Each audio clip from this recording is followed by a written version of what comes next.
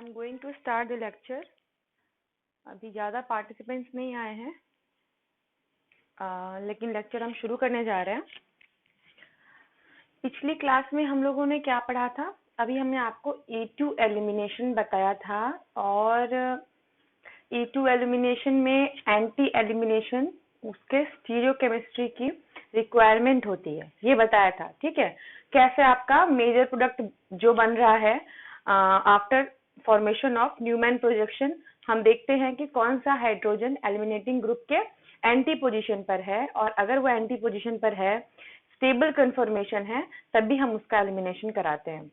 Okay, हमने आपको सिन elimination के बारे में भी बताया था कि कुछ रिएक्शंस ऐसे भी होते हैं जिसमें कि आपका एलिमिनेशन सिन एलिमिनेशन होता है, मतलब कि सेम प्लेन जो एलिमिनेटिंग ग्रुप है और जो आपका हाइड्रोजन है, बीटा हाइड्रोजन की बात कर रहे हैं, जो बीटा हाइड्रोजन है वो आपका सेम प्लेन में रिमूव होगा, तो आपका वो क्या हो जाएगा, वो आपका सिन एलिमिनेशन हो जाएगा। ठीक है, पायरोलिटिक एलिमिनेशन। ठीक है, पायरोलिटिक एलिमिनेशन एक एग्जाम्पल है। इसमें 4-5 रिएक्शंस आते हैं जो कि आपका सिन एलिमिनेशन फॉलो करते हैं। What is the meaning of pyrolytic elimination? Pyrolytic elimination का मतलब एक तो उसमें हीट के प्रेजेंस में bond breaking is called pyrolytic, और एलिमिनेशन बिकॉज लीविंग ग्रुप और हाइड्रोजन इसमें लीव करते हैं और डबल बॉन्ड का फॉर्मेशन हो जाता है, जो कि आपका एलिमिनेशन में होता है। तो इसको हम EI एलिमिनेशन भी कहते हैं। ठीक है, EI एलिमिनेशन, या फिर कहें इसको हम इंटरनल एलिमिनेशन। ठीक है, इसको हम इंटरनल एलिमिनेशन भी कहते हैं, क्योंकि इसमें देखिए 2 सबस्ट्रेट की जरूरत नहीं है, रिएक्शन आपका एक ही सबस्ट्रेट से होता है। ठीक है, तो क्या क्या रिक्वायरमेंट है पायरोलिटिक एलिमिनेशन के लिए? पहली चीज कि ये हीट के प्रेजेंस में होता है। कुछ जो एग्जाम्पल है इसके, एग्जाम्पल है पायरोलिटिक एलिमिनेशन की, जैसे कि मैंने लिखा हुआ एस्टर या कहें एसीटेट, ठीक है, ज़ैंथेट हो गए, जो कि हम बताएंगे अभी आपको। अमीन ऑक्साइड हो गया, और एक क्या होता है, सल्फोक्साइड और सिलिनोक्साइड। ठीक है, इतना मैं बताऊंगी अभी आप लोगों को। तो ये सारे आपके एसीटेट, ज़ैंथेट, अमीनो ऑक्साइड, सल्फोक्साइड, सेलेनोक्साइड, ये सब वो ग्रुप हैं जो कि बीटा हाइड्रोजन के साथ एलिमिनेट होते हैं, और जो एलिमिनेशन होगा वो कौन सा फेज में होगा, वो सिन एलिमिनेशन में होगा। तो हम यहाँ एस्टर की बात करते हैं। ठीक है, OC डबल बॉन्ड OR, इस ग्रुप को हम एस्टर बोलते हैं। तो एस्टर ग्रुप का एलिमिनेशन देख रहे हैं फर्स्ट केस में, पायरोलिसिस ऑफ एस्टर।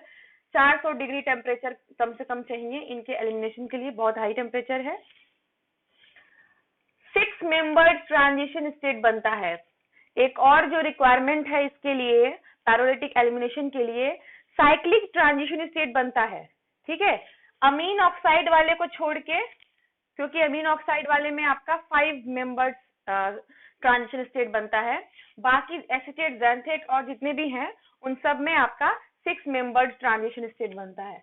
तो देख लीजिए, ये आपका रिएक्शन हो रहा है CH3 CH2 CH2 OC double bond OR। ठीक है, ये आपका एस्टर ग्रुप है। यहाँ CH3 होगा तो आपका ये एसीटेट हो जाएगा। ठीक है, तो हमको बीटा हाइड्रोजन देखना है, तो बीटा हाइड्रोजन होना जरूरी है, बीटा हाइड्रोजन होना जरूरी है ग्रुप में, तभी वो एलिमिनेशन होगा आपका। और ये आपका हो गया एलिमिनेटिंग ग्रुप, इसको हीट कर रहे हैं, तो देखिए ये आपका लीव कर रहा है, यहाँ का हाइड्रोजन यहाँ बॉन्ड बना देगा और ये आपका इस तरीके से लीव कर जाएगा। तो CH3 CH double bond CH2 बन रहा है, और साथ में आपका एसिड निकल गया। कैसे हो रहा है रिएक्शन? इसी रिएक्टेंट को हमने यहाँ पे लिखा है इस तरीके से अरेंज करके। ठीक है, CH3 CH2 CH2 OC double bond OR। Okay, तो क्या हो रहा है, H आपका O से लिंक हो रहा है।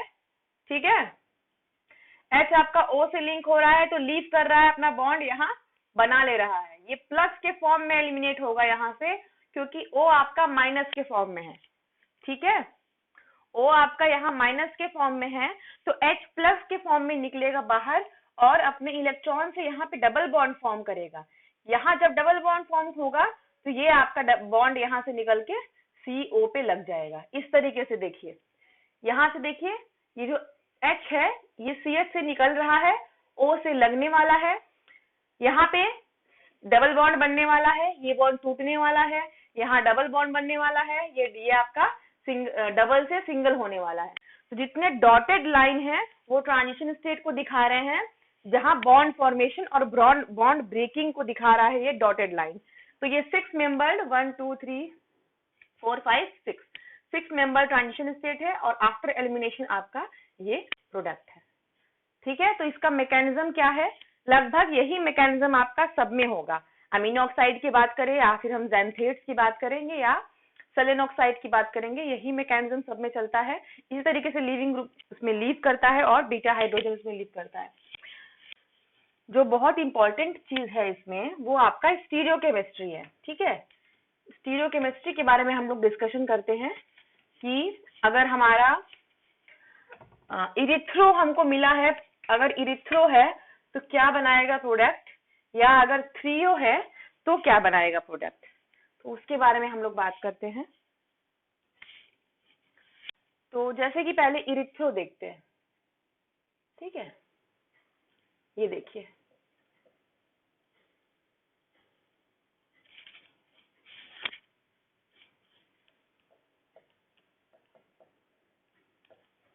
ये आपका एरिथ्रो है, डी आपका ड्यूटेरियम है, हाइड्रोजन का आइसोटोप ड्यूटेरियम। ठीक है, और इधर क्योंकि पीएच और एच दोनों एक साइड दिख रहे हैं तो ये आपका क्या हो गया, ये आपका एरिथ्रो आइसोमर हो गया। OAC हमने कहा, AC क्या है, C double bond O CH3, इसको हम AC कहते हैं। कहीं पे भी अगर AC लिखा है तो COCH3 को हम AC बोलते हैं। ठीक है, तो OAC मतलब ये एसिटेट हो गया, अगर यहाँ O लग गया तो ये CH3 C double bond OO, ये एस्टर का ग्रुप है, अगर CH3 है तो इसको हम एसिटेट बोलेंगे। ठीक है, तो है ये क्या, ये एस्टर ही है, जो कि हम पायरोलिसिस ऑफ एस्टर की बात कर रहे थे। ठीक है, अगर हमको इसका एलिमिनेशन कराना है तो जैसा कि हम बताते आ रहे हैं आप लोगों को, इसको न्यूमैन कन्फर्मेशन में हम पहले ड्रॉ करेंगे इस तरीके से। ये आपका फ्रंट वाला कार्बन है, ये कार्बन लिया है हमने, बैक कार्बन के लिए इसको लेते हैं, और ये जो पोजीशन है ये आपका क्या है, फिशर में आपका जो है एक्लिप्स्ड फॉर्म है। ठीक है, तो उसको जस्ट हम एक्लिप्स्ड फॉर्म में ही उतार ले रहे हैं। OAC के पीछे आपका D चला जाएगा, H के पीछे आपका H आएगा और PH के पीछे क्या आएगा, PH आएगा। ठीक है, तो एक तरह से अगर हम लोग इसको देखें तो D भी हमारा लीव कर सकता है OAC के साथ। देखिए हम लोग जब E2 एलिमिनेशन पढ़ रहे थे, एंटी वाला पढ़ रहे थे, ठीक है, उस केस में हम लोग ऐसा कन्फर्मेशन देख रहे थे, है ना, लीविंग ग्रुप जो लीव कर रहा है और जो बीटा हाइड्रोजन है, हम लोग क्या देख रहे थे उसमें, एंटी, इस तरीके का कन्फर्मेशन होना चाहिए। लेकिन अगर हम सिन एलिमिनेशन की बात करें तो इस तरीके से एंटी नहीं, वो एक्लिप्स्ड के फॉर्म में होना चाहिए, जैसे कि ये। ठीक है, तो ये आपका सिन है क्योंकि ये एक प्लेन में है, क्योंकि ये एक प्लेन में है। अगर हम इसको इस तरीके से भी ड्रॉ करके देखें, सॉहर्ट्ज फॉर्म है ये आपका, देखिए इस तरीके से भी अगर हम ड्रॉ करके देखें तो OAC और जो D है ये दोनों सिन में है, क्योंकि दोनों का प्लेन क्या है, सेम है। ठीक है, तो इसको हम ये लिख सकते हैं। अच्छा, एक बार इसको हम रोटेट करें जरा, 120 डिग्री अगर हम इसको रोटेट करें, ये वाला यहाँ चला जाएगा, ये वाला इधर आ जाएगा, कुछ इस तरीके से फॉर्म होगा। ये OAC है, PH H, ये H आपका इधर आ जाएगा, D आपका इधर आ जाएगा और PH आपका इस साइड चला आएगा, है ना। अब ये देखिए इस केस में OAC and D are syn periplanar, है ना, सिन पेरीप्लेनर है। और इस केस में देखिए, इस केस में OAC and H are syn periplanar। ठीक है, अब आप कहोगे कि दोनों ही कंडीशन में हमारा लीविंग ग्रुप जो है वो सिन पेरिप्लेनर में है तो लीव कर सकता है, लेकिन हम जैसा कि बताए थे कि कन्फर्मेशन में तो हमको अगर हमें कन्फर्मेशन में न्यूमैन प्रोजेक्शन कन्फर्मेशन बना रहे हैं और अगर उसमें हमको ये दिख रहा है कि अगर दो कन्फर्मेशन से दोनों ही में आपका एलिमिनेटिंग ग्रुप और प्रोटॉन जो है वो सही पोजीशन पर है, सिन है या हम कहें अगर एंटी की बात कर रहे हैं तो एंटी है। कन्फर्मेशन देखना है पहले कि स्टेबल कौन है। ठीक है, इसको देखिए, ये आपका फुल्ली एक्लिप्स्ड है, this is fully eclipsed and least stable. इस केस में देखिए दिस इज मोर स्टेबल, ये भी एक्लिप्स्ड कन्फर्मेशन है। हालांकि एक्लिप्स्ड कन्फर्मेशन जो आपका है वो स्टैगर्ड फॉर्म या गॉश फॉर्म कहें या एंटी गॉश कहें उससे कम स्टेबल होता है, लेकिन क्योंकि हमको इसमें एक्लिप्स कन्फर्मेशन में ही एलिमिनेशन कराना है तो भी अगर दो कन्फर्मेशन इसमें बन रहा है जो कि एक्लिप्स है तो इस केस में देखिए पीएच की जस्ट पीछे पीएच है। सबसे बड़ा पॉइंट ये है क्योंकि pH is a very large group और उसके पीछे लार्ज ग्रुप स्टैंड कर रहा है तो ये फुल्ली एक्लिप्स है। फुल्ली एक्लिप्स में क्या होता है कि सेम टाइप के ग्रुप एक दूसरे के पीछे या कहो कि सेम प्लेन में लगे होते हैं। इस केस में देखिए, इस केस में ऐसा नहीं है। इस केस में पीएच आपस से क्या हो गया है 120 डिग्री सेंटीग्रेड पे, सॉरी 120 डिग्री पे अलग हो गए हैं। तो this one is more stable then this. तो आपका ये लीविंग ग्रुप होगा, OAC और H निकलेगा, ना कि OAC और D। तो जो प्रोडक्ट बनेगा वो क्या बनेगा, ये C है, उसके पीछे वाला भी C मान लीजिए। और ये देखिए कि जो पीएच है इधर वाले और पीछे वाले के, ये दोनों एंटी दिख रहे हैं इस तरीके से। ठीक है,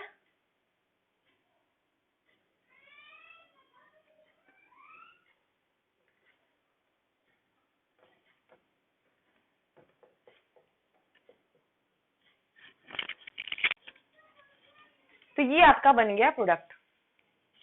तो इससे हमने ये देखा कि यहाँ हालांकि D लिखा हुआ है, D की जगह H भी हो सकता था।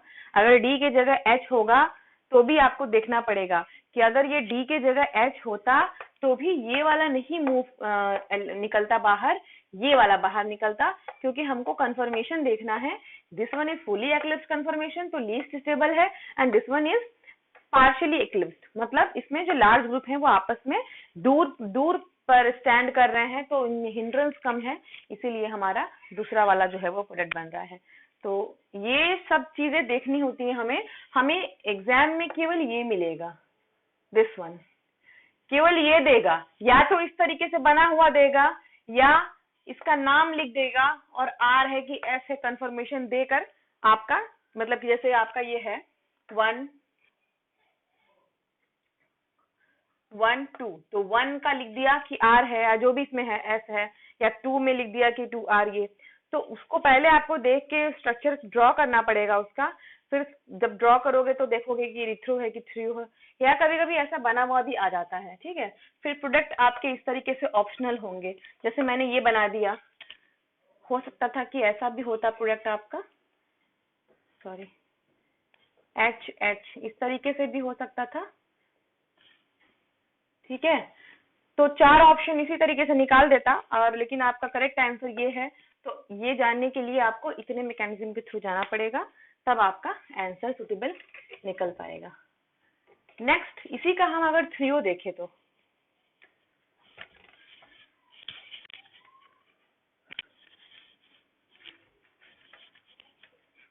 हाँ,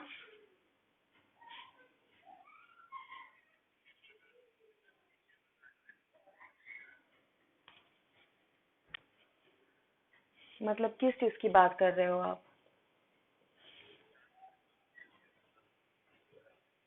इस तरीके से था ना, हाँ ये दोनों निकलेंगे, हाँ हाँ।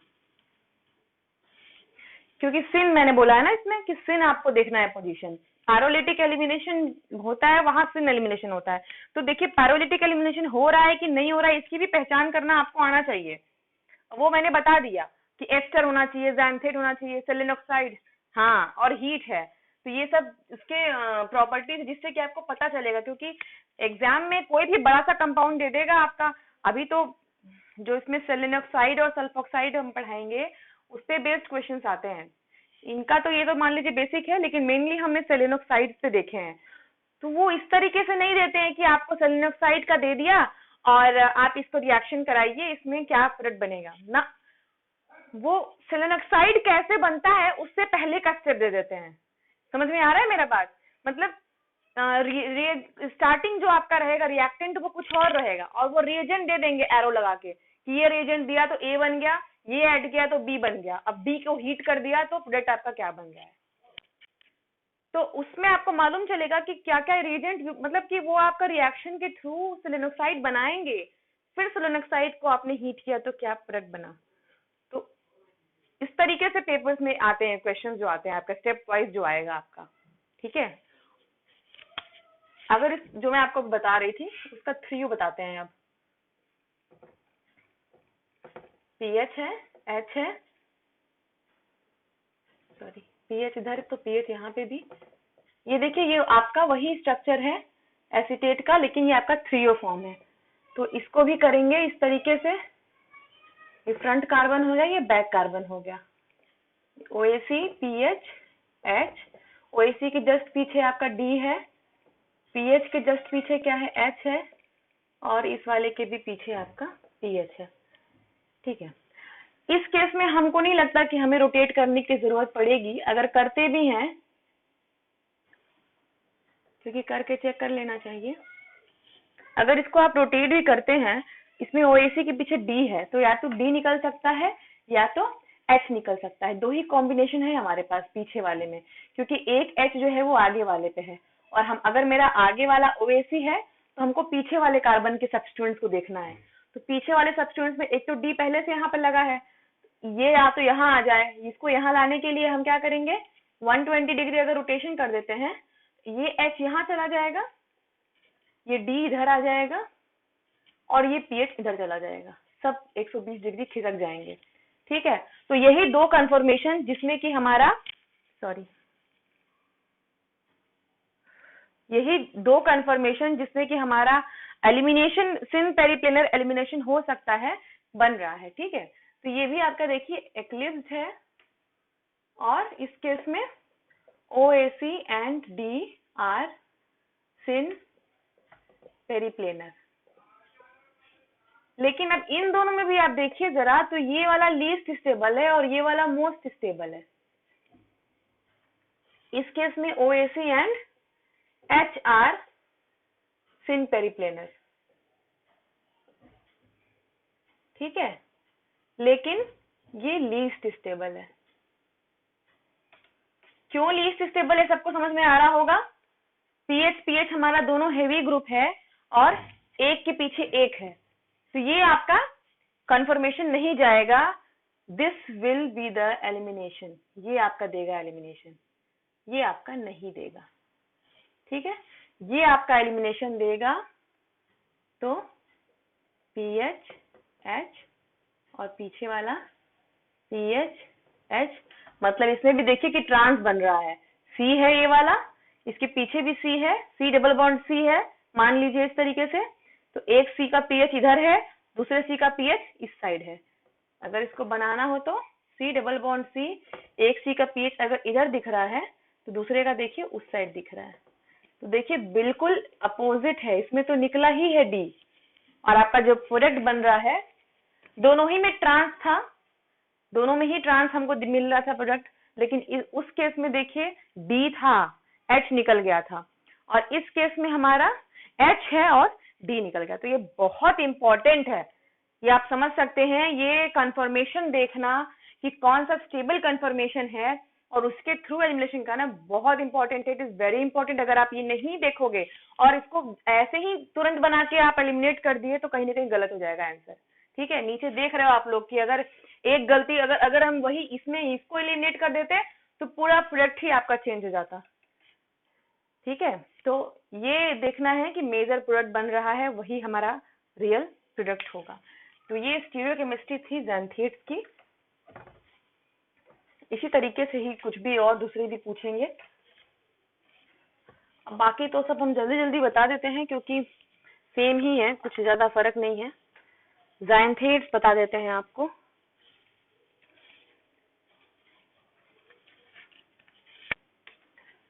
Pyrolysis of ज़ैंथेट। एस्टर और ज़ैंथेट देखिए एक ही चीज होता है, ओ C double bond O CH3। ठीक है, ये आपका एस्टर है। और अगर ज़ैंथेट की बात करें तो कैसे होगा वो, ज़ैंथेट में O C double bond S CH3। ठीक है, ये है आपका xanthate, O C double bond S CH3, xanthate ester कहेंगे इसको हम। तो इसका प्रिपरेशन भी देख लीजिए पहले। SN2 रिएक्शन होगा इसमें, CH2O-।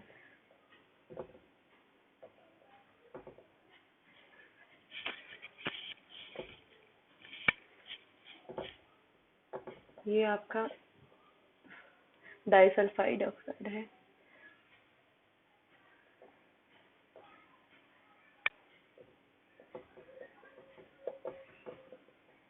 OCS minus double bond S minus है तो यहाँ इसका सॉल्ट बन जाएगा। ठीक है, और नेक्स्ट स्टेप में हम इसका मिथाइलेशन कर दे तो CH3I डाल के इसका मिथाइलेशन कर देंगे, RCH2 CH2O, इसको इस तरीके से लिख दें SCH3। ठीक है, ये आपका बन गया ज़ैंथेट। तो जैसा मैंने कहा था, कभी कभी मान लीजिए इसी पे क्वेश्चन पूछना हो आपको और रिएक्शन यहाँ से शुरू करें, और ये तो मान लीजिए सिंपल है, कोई रिंग साइक्लिक या 5 मेंबर या कुछ और भी ले सकता है।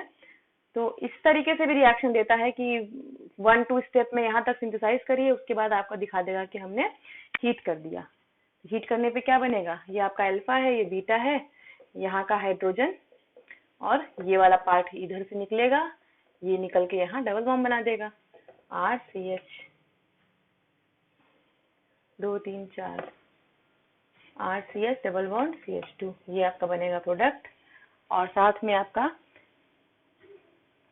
ये जो निकलेगा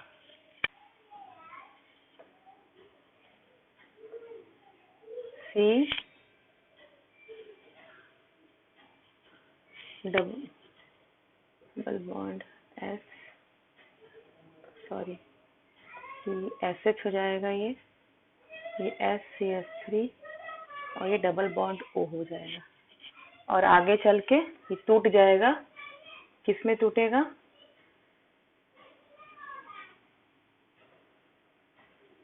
C double bond O double bond S, मतलब यहाँ से ब्रेक हो जाएगा, और ये मिथेनॉल बन जाएगा, मीथेन थायोल भी कह सकते हैं इसको।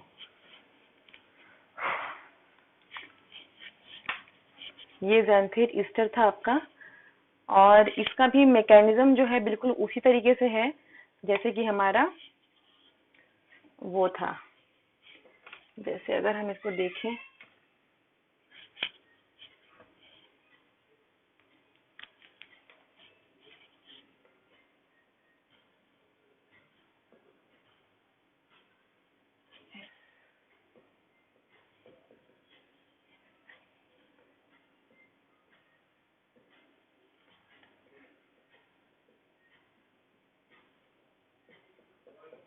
ठीक है, 1 2 3 4,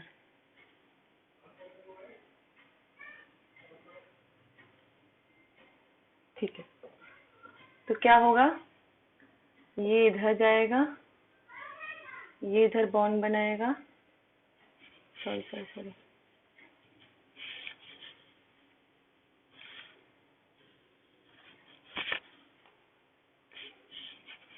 इधर नहीं आएगा, ये उस तरफ जाना था इसको। ये ऐसे ब्रेक होगा, ये इधर बॉन्ड बनाएगा, ये बॉन्ड बनाएगा तो ये टूट के इस पर आएगा और ये आपका इस साइड जाएगा। ठीक है, इस तरीके से बनेगा CH2 double bond CH R plus ये निकलेगा C double bond O SCH3 और यहाँ हो जाएगा SH। ठीक है, आगे क्या होगा, ये ब्रेक कर जाएगा इस तरीके से, यहाँ से H निकल जाएगा तो C double bond O double bond S ये हो गए और प्लस SH CH3। तो ये जो देखा हमने आपका, ये भी 6 मेंबर्ड ट्रांजिशन स्टेट बनाएगा, है ना, इसी तरीके से।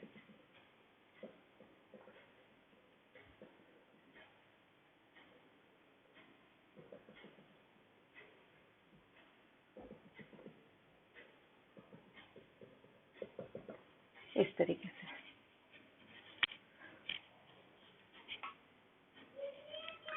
ठीक है, इसका भी अगर स्टीरियो केमिस्ट्री लगाएंगे तो जैसा जानते एस्टर का किया था उसी तरीके से था, 6 मेंबर्ड इसमें भी बन रहे हैं आपके, तो हम इसका बताएंगे नहीं ज्यादा। ये आपका, अच्छा एक और चीज, ये जो जैंथेट का पैरोलिसिस होता है इसको कहते हैं चुगेव रिएक्शन, ये इसका नेम रिएक्शन है ये। ठीक है, pyrolysis of xanthate ester is known as Chugaev reaction. ठीक है, इसके बाद आता है आपका pyrolysis of amine oxide, tertiary amine oxide. अच्छा एक चीज हम बता दें आप लोग को, जितना भी सिन एलिमिनेशन वाला माने कि जो पायरोलिटिक एलिमिनेशन चल रहा है सीरीज वाइज, इनके जो प्रोडक्ट बनते हैं ना वो हॉफमैन एलिमिनेशन फॉलो करते हैं। ठीक है, हॉफमैन एलिमिनेशन वो एलिमिनेशन होता है कि जिसमें आपका जो प्रोडक्ट बनता है वो एल्कीन जो बनते हैं वो लीस्ट सब्स्टिट्यूटेड होते हैं।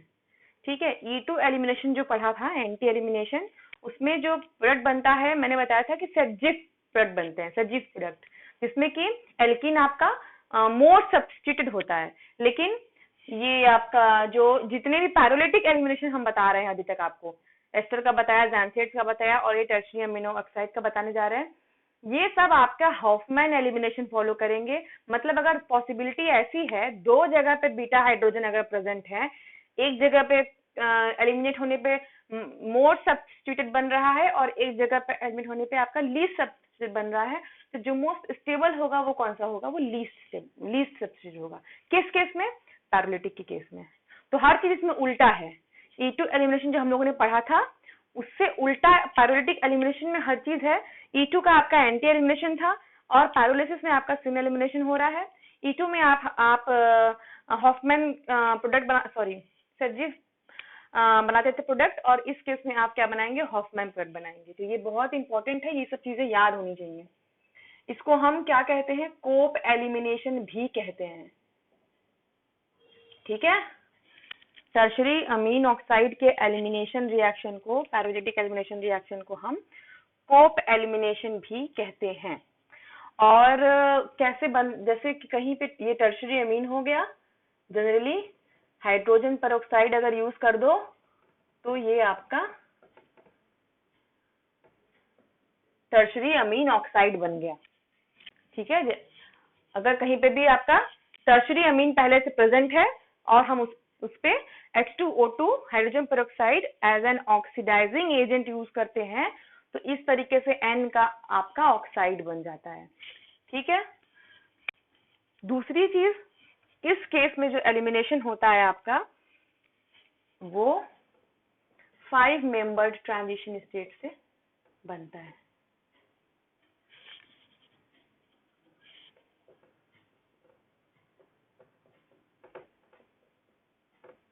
देखिए 3 4,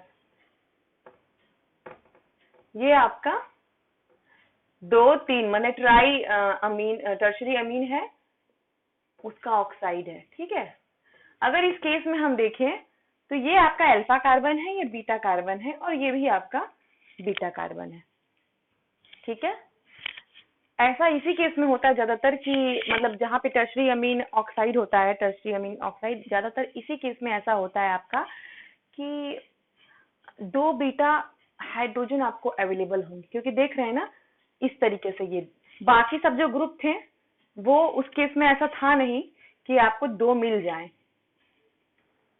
तो अगर इसमें ऐसा है और ये हीट हो रहा है, ठीक है, तो एक ये निकल सकता है, यहाँ का प्रोटॉन निकल सकता है और एक यहाँ का प्रोटॉन निकल सकता है। ठीक है, CH3।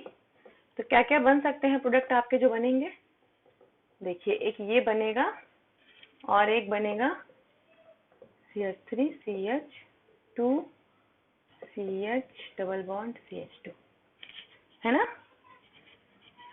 तो यही इसी की मैं बात कर रही थी। ये डबल बॉन्ड देखिए, ये डबल बॉन्ड जो इस कार्बन पे अटैच्ड है वो दोनों कार्बन सब्स्टिट्यूटेड है। ये डबल बॉन्ड जिन दोनों कार्बन पे अटैच्ड है, एक कार्बन तो सब्स्टिट्यूटेड है लेकिन दूसरा क्या है, दूसरा सब्स्टिट्यूटेड नहीं है। जहाँ पे नंबर ऑफ हाइड्रोजन ज्यादा है वहां सब्स्टिट्यूशन कम होता है, और जहाँ नंबर ऑफ हाइड्रोजन कम दिखते हैं तो वहां आपका सब्स्टिट्यूशन क्या हो जाएगा, ज्यादा हो जाएगा। ठीक है, तो इसलिए इस केस में ये आपका मेजर प्रोडक्ट बनेगा और ये आपका माइनर बनेगा। इसमें आपके ट्रांस और सिस दोनों आ जाएंगे।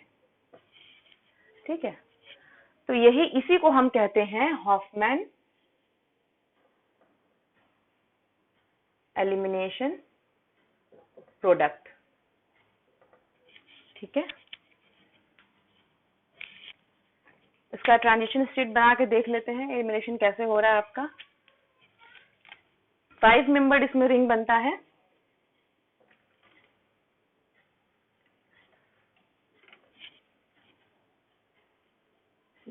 CH2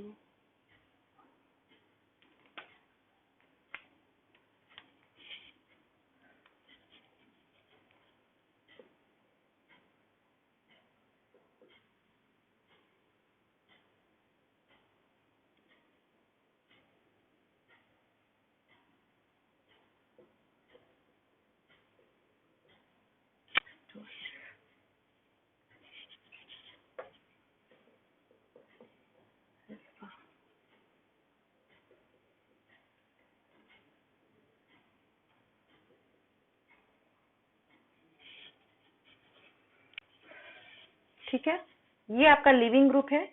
ये इधर हाइड्रोजन को लेगा, हाइड्रोजन निकल के यहाँ डबल बॉन्ड बनाएगा और यहाँ से आपका N जो है वो निकल जाएगा। ठीक है,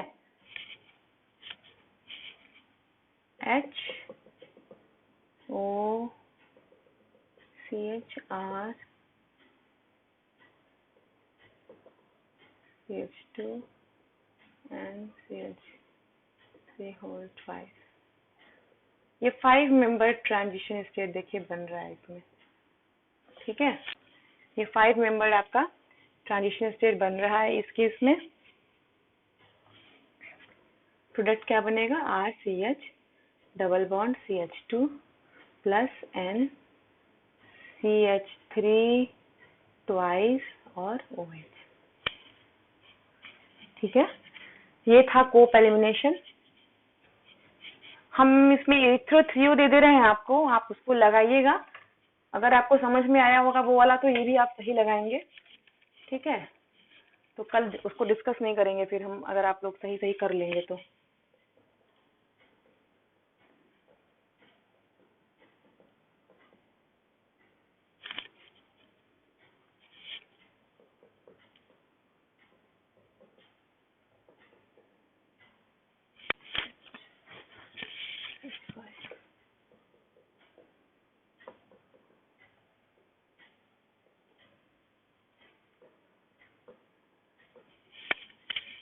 टाइम हो गया है इसीलिए।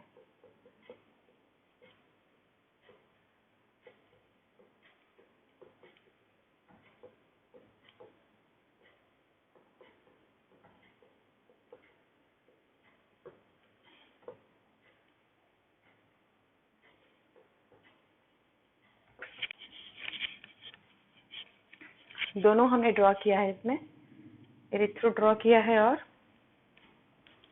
थ्रियो ड्रॉ किया है। क्या बनेगा इसमें प्रोडक्ट, ठीक है, वो देखना है आपको। फेवरेबल कंफर्मेशन इसमें कौन सा है और प्रोडक्ट क्या बनेगा, ई बनेगा कि जेड बनेगा, वो आप बता सकते हैं।